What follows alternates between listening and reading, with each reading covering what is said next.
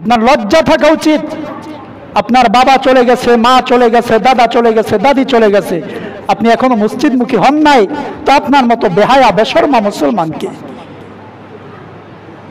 আমার কথা মনে হয় আপনারা রাগ করতেছেন, বেজার হইতেছেন নাকি? এই যে এত বড় মসজিদ, অনেক ক্ষেত্রে নামাজের সময় মুসল্লি পাওয়া যায় না কেন ভাই? এই সমাজে কি মানুষ নাই? সবাই কি এতটাই ব্যস্ত যে আল্লাহ তাআলাকে 5 মিনিট 15 মিনিট সময় দেওয়ার মতো হাতে সময় থাকে না? সবাই কি অনেক দূরে ডিউটি করেন? কেউ কি বাড়িতে থাকেন না? কিয়ামতের দিন এই মসজিদ আপনাদের বিরুদ্ধে আল্লাহ তাআলার দরবারে সাক্ষ্য দিবে। আপনারা বেজার হলে কিছু করার নাই। কিয়ামতের দিন এই মসজিদ আপনাদের বিরুদ্ধে আল্লাহর কাছে সাক্ষ্য দিবে, আল্লাহ এই বান্দাগুলো আশেপাশে দিয়ে ঘুরছে কিন্তু নামাজ পড়তে আসে নাই। এজন্য নামাজ পড়া দরকার আছে না নাই? জোরে বলেন।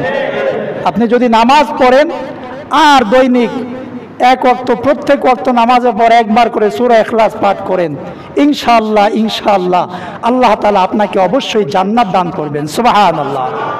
আমরা সূরা ইখলাস থেকে আলোচনা করছিলাম।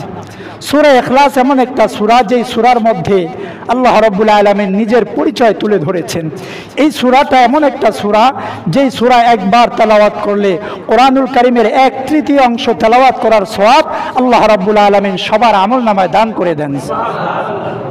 কেউ যদি সূরা ইখলাস 3 বার তেলাওয়াত করে, ওই ব্যক্তির আমলনামায় আল্লাহ রাব্বুল আলামিন পুরো কোরআনুল কারীম তেলাওয়াত করে খতম করার সওয়াব দান করে দেন। আপনি আপনার বাবা মাকে স্মরণ করে যদি এই সূরা 3 বার তেলাওয়াত করে বাবা মার জন্য দোয়া করেন, তো আপনার বাবা মার কবরে আল্লাহ রাব্বুল আলামিন এই সওয়াবের পার্সেন্টেজ পৌঁছায় দেয়। সুবহানাল্লাহ।